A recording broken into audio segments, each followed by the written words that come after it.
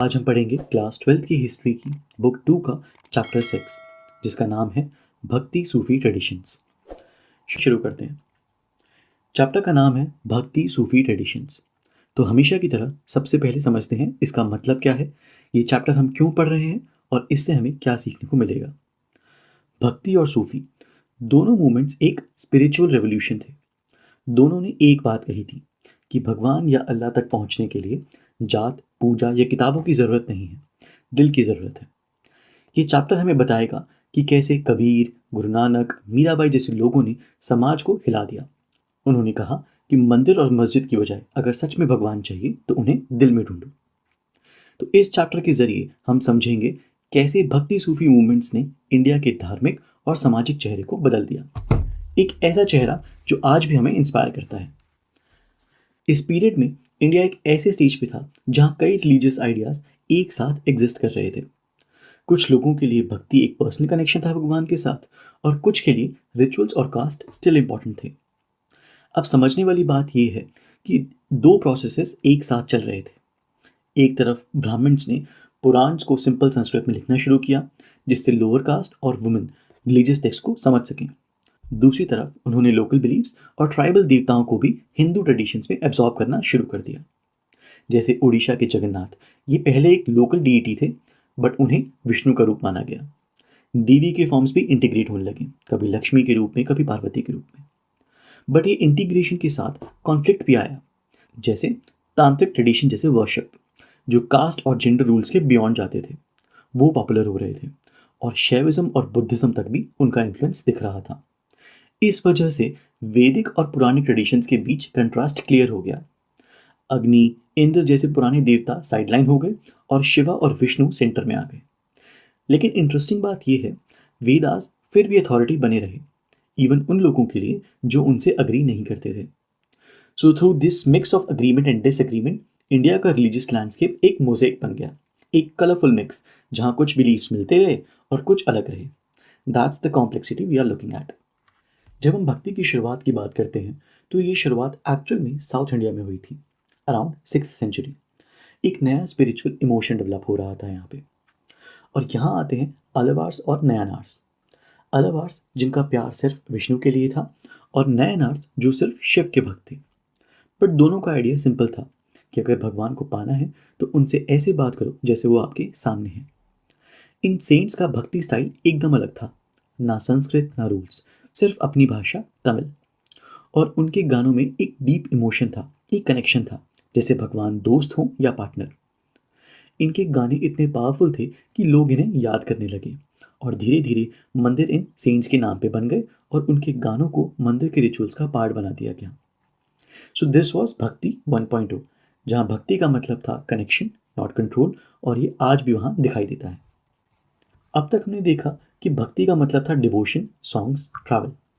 लेकिन ये मूवमेंट सिर्फ भगवान तक ही नहीं रुके, ये सोसाइटी के रूल्स तक भी पहुंच गए। हिस्टोरियंस कहते हैं कि अलवार्स और नयानार्स ने अपने गानों के थ्रू कास्ट सिस्टम को क्वाइटली चैलेंज किया। उन्होंने कहा, हमारे कॉम्पोजिशंस भी उतने ही सीक्रेट हैं जितने वेदास। इनफैक्ट उनका कलेक्शन नलायिरा दिव्य प्रबंधम को तमिल वेद बोला गया। पर सबसे पावरफुल बात थी वुमेन की प्रेजेंस। एंडल, एक लड़की जो विष्णु की डिवोटी थी, उन्होंने खुद को विष्णु की बिलवड माना। उनकी कविताओं में एक इनोसेंस थी, एक पर्सनल लव था जिसमें वो अपने भगवान से डायरेक्टली बात करती थी।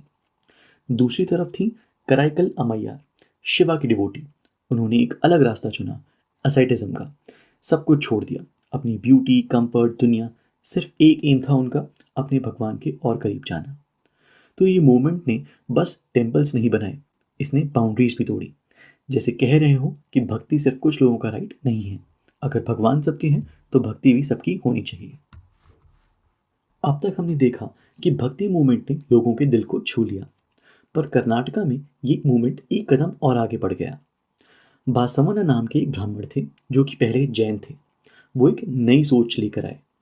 इस सोच में उन्होंने शिव भक्ति को सिर्फ एक रिलीजियस रिचुअल ही नहीं बल्कि एक फुल लाइफ फिलॉसफी बनाया। उनके फॉलोअर्स बने वीराशैव, यानी शिव के हीरोज। और फिर यही लोग बने आगे लिंगायत, मतलब जो शिव का लिंग हमेशा अपने साथ पहनते थे।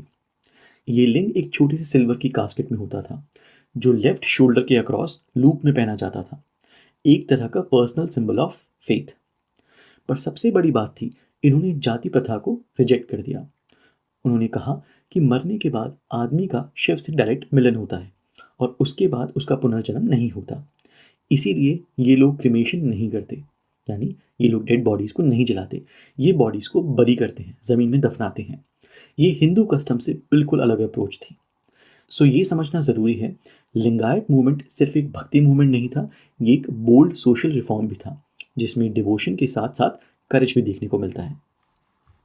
अब नॉर्थ इंडिया में उस टाइम काफ़ी कुछ सिमर कर रहा था, जैसे एक प्रेशर कुकर के अंदर धार्मिक टेंशन्स बन रहे हों।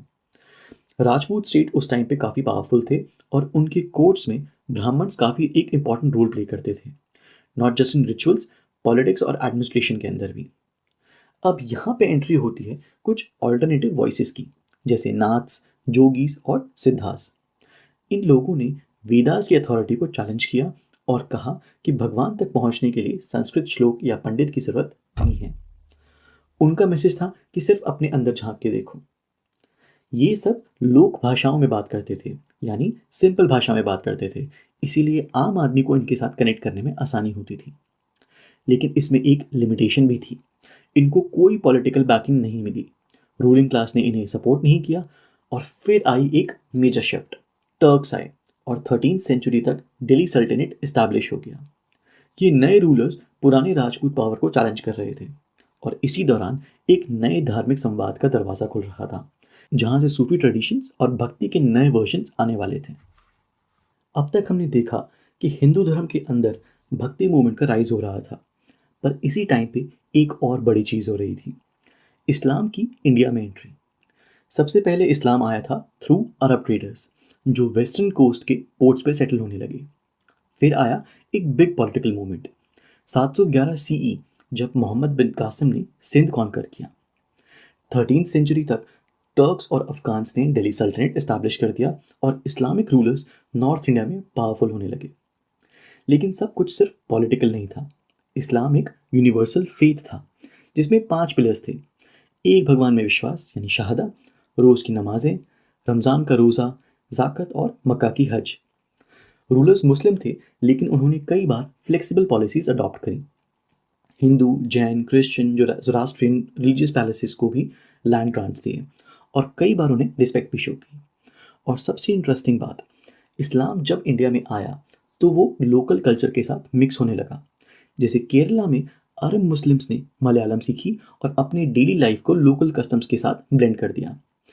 इसीलिए इंडिया का इस्लाम सिर्फ एक पॉलिटिकल फोर्स नहीं था, वो एक कल्चरल फैब्रिक का हिस्सा बन गया। और इसी कल्चरल ब्लेंड के बीच से अब एंट्री होने वाली है सूफिज्म की।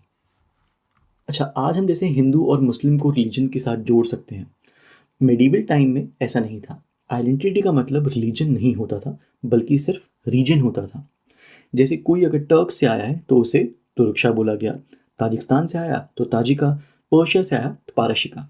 और इंटरेस्टिंगली लोग नए माइग्रेंट्स के लिए भी पुराने टर्म्स यूज़ कर लेते थे, जैसे साकास या यावनास, जो पहले एक्चुअल में ग्रीक्स के लिए यूज़ होता था, उनसे टर्क्स और अफगान्स को भी रेफर कर दिया जाता था। सबसे जनरल टर्म था म्लेचा। इसका मतलब था ये लोग ना तो कास्ट रूल्स फॉलो करते हैं, ना संस्कृत बोलते हैं। अब ध्यान देना, ये सारे टर्म्स थोड़े डेरोगेटरी हैं, लेकिन ये कभी भी रिलीजियस कैटेगरी नहीं थे। और हिंदू जैसा टर्म भी उस टाइम पे मल्टीपल मीनिंग्स रखता था, कभी ज्योग्राफी के लिए, कभी लाइफस्टाइल के लिए, पर स्ट्रिक्टली रिलीजन के लिए नहीं यूज़ होता था। तो याद रखो, पहले आइडेंटिटी एक फ्लेक्सिबल चीज़ थी, फिक्स्ड रिलीजन या कम्युनिटी लेबल जैसा नहीं जैसा आज है।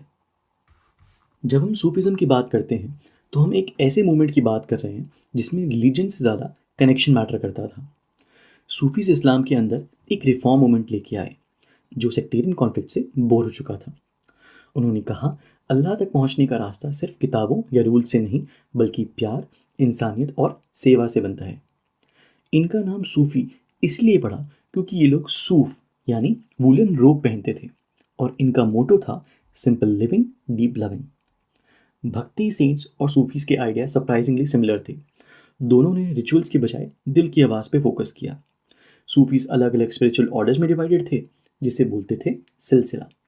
हर सिलसिला का एक हेड होता था, जिन्हें बोला जाता था पीर, और उनका बेस होता था खानका, एक सॉर्ट ऑफ स्पिरिचुअल सेंटर जहाँ लोग आते थे, रुकते थे और सीखते थे। इंडिया में सूफिज्म 11वीं सेंचुरी में आया और सबसे पहले शेख इस्माइल लाहौर में आए। इन्हीं के डिसाइपल शेख हजवारी को पंजाब में सूफिज्म का फाउंडर माना जाता है। फिर आए हज़रत ख्वाजा मोइनुद्दीन चिश्ती 1192 सीई में। अजमेर में उनका टोम्ब एक मेजर पिलग्रिमेज साइट बन गया। और दिल्ली में वहाँ थे निज़ामुद्दीन औलिया, जिनकी दरगाह पे आज भी सब लोग, सब जात, सब धर्म के लोग आते हैं। तो सूफिज्म एक ऐसी रोशनी थी जो रूल्स के अंधेरों को तोड़ के दिल से भगवान तक पहुंचने का रास्ता बताती थी। पिछली स्लाइड में हमने देखा कि सूफी सेंट्स का फोकस था लव, सिंप्लिसिटी और सर्विस। लेकिन अब सवाल आता है कि ये लोग रहते कहाँ थे, कैसे सीखते थे। और जैसा कि मैंने बताया पिछली स्लाइड में, ये रहते थे खानका के अंदर। खानका एक तरह का स्पिरिचुअल सेंटर होता था जहाँ एक शेख या पीर अपने डिसाइपल्स को गाइड करते थे। ये सिर्फ ज्ञान देने की जगह नहीं थी, यहाँ एक डेली स्पिरिचुअल डिसिप्लिन होता था, एक रूटीन होता था और एक वे ऑफ लिविंग था। हर पीर अपने डिसाइपल्स में एक सक्सेसर को चूज करते थे और ये गुरु शिष्य परंपरा बन जाती थी, एक सिलसिला। सिलसिला का मतलब होता है स्पिरिचुअल चेन, जिसमें हर डिसाइपल अपने मास्टर से जुड़ता है और वो चेन अल्टीमेटली प्रॉफिट मोहम्मद तक जाती है। जब कोई पीर या शेख गुजर जाते हैं तो उनकी दरगाह या टॉम श्रीन एक सीक्रेट जगह बन जाती थी जहां लोग जियारत करने आते थे, यानी स्पिरिचुअल पिलग्रिमेज। लेकिन सभी सूफीज खनका सिस्टम के अंदर नहीं थे। कुछ मिस्टिक्स और भी ज़्यादा इंटेंस थे। उन्होंने इंस्टीट्यूशंस पर को छोड़ा पहले, फिर रिचुअल्स को भी इग्नोर किया और वॉन्डरिंग एसेटिक्स बन गए। एसेटिक का मतलब जो मुंह माया त्याग चुके हैं, और वॉन्डरिंग का मतलब जो एक जगह से दूसरी जगह घूमते रहते हैं। इन लोगों को बोला जाता था कलंदर्स, मलंग या हैदारीस। तो एक तरफ स्ट्रक्चर्ड सूफिज्म था और दूसरी तरफ था फ्री फ्लोइंग मिस्टिसिज्म। दोनों का एम एक ही था, अल्टीमेटली डिवाइन से मिलना, but through different paths. Chishti Sufis सिर्फ स्पिरिचुअल लीडर्स नहीं थे, वो लोगों के लिए इमोशनल सपोर्ट का सिस्टम भी थे। और इसका परफेक्ट एग्जाम्पल है शेख निज़ामुद्दीन औलिया। उनका खनका गियासपुर में था, यमुना के किनारे। बाहर से सिंपल और अंदर से सोलफुल। एक बड़ा हॉल था जहाँ लोग रहते थे और नमाज पढ़ते थे, और एक रूफ टॉप रूम था जहाँ शेख खुद रहते थे। वहीं छोटी सी जगह से वो रोज़ सुबह शाम लोगों से मिलते थे। एक ओपन किचन था जहाँ कोई भी आके खाना खा सकता था।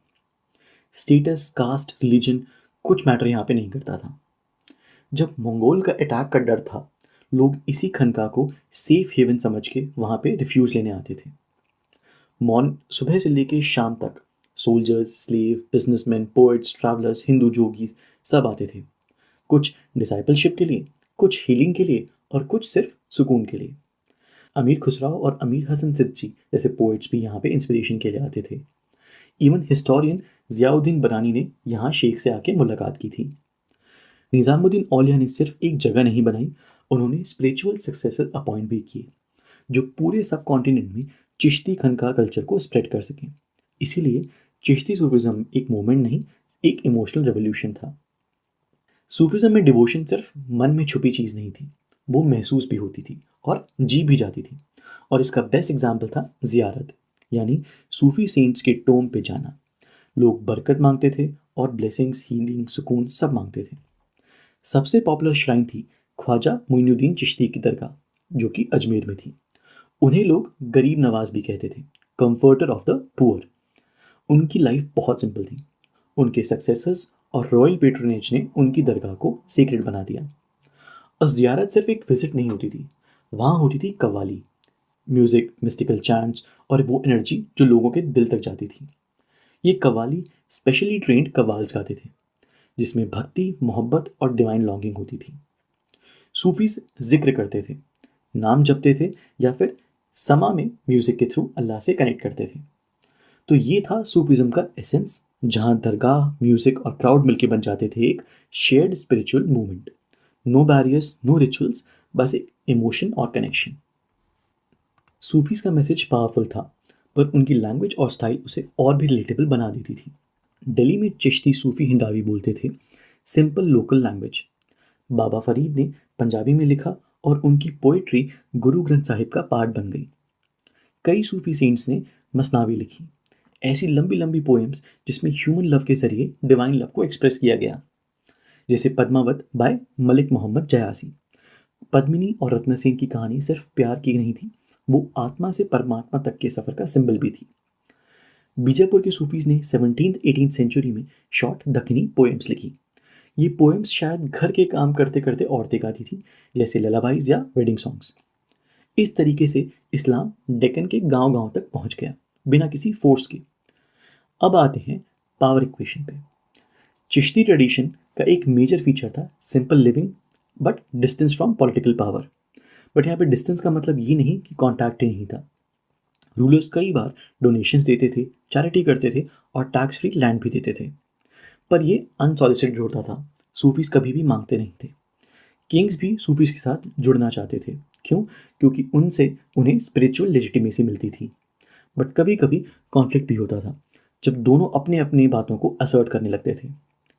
तो ये तो क्लियर था कि सूफीज ने लोगों के दिल को जीता और किंग्स ने उनकी रिस्पेक्ट को, बट वो बाउंड्री हमेशा बहुत डेलिकेटली मैनेज करनी पड़ती थी। तो अब चैप्टर के सबसे पावरफुल वॉइस की बारी है, कबीर। कबीर का जन्म हुआ था 1398 में बनारस में। कहानी ये है कि उन्हें एक ब्राह्मण विडो ने जन्म दिया, पर उनका पालन पोषण हुआ एक मुस्लिम वीवर कपल नीरू और नीमा के साथ। कबीर भी एक वीवर ही थे। कपड़े बुनना उनका काम था, लेकिन स्पिरिचुअल सोच उनके डीएनए में थी। उन्होंने स्वामी रामानंद को अपना गुरु माना और वहाँ से उनकी स्पिरिचुअल जर्नी शुरू हुई। कबीर के विचारों का कलेक्शन है बीजक। ये कोई एक ग्रंथ नहीं है, ये एक मिरर है जिसमें समाज का असली चेहरा दिखाई देता है। कबीर के दोहों में लैंग्वेज बहुत सिंपल है, पर सोचने में मजबूर करने वाली है। उन्होंने जाति प्रथा, मूर्ति पूजा, ब्राह्मण और युलेमा की सुपीरियॉरिटी और रिचुअल बेस्ड रिलीजन पे सब पे सवाल उठाए। उनका मैसेज क्लियर था, हराम और रहीम अलग नहीं है। मंदिर और मस्जिद के चक्कर में मत पड़ो, भगवान तक अगर पहुंचना चाहते हो तो अपने अंदर झांक के देखो। उनकी एक फेमस लाइन भी थी, मिट्टी का मन, मिट्टी का तन, क्षण में सब कुछ धूल। उन्होंने कहा, हिंदू मुस्लिम दोनों ही एक ही मिट्टी के बर्तन हैं, फर्क सिर्फ हम बनाते हैं। इसलिए कबीर भक्ति और सूफी दोनों के बीच का ब्रिज बन गए, लव, लॉजिक और रिबेलियन के साथ। अब मिलते हैं एक ऐसे रिफॉर्मर से जिन्होंने कबीर के मैसेज को और आगे ले जाके एक नई धार्मिक ट्रेडिशन बनाई, गुरु नानक जी। उनका जन्म 1469 में तलवंडी में हुआ, जो आज पाकिस्तान में है, और वो खत्री परिवार से थे। उनकी टीचिंग्स का कोर मैसेज था, God is one, humanity is one.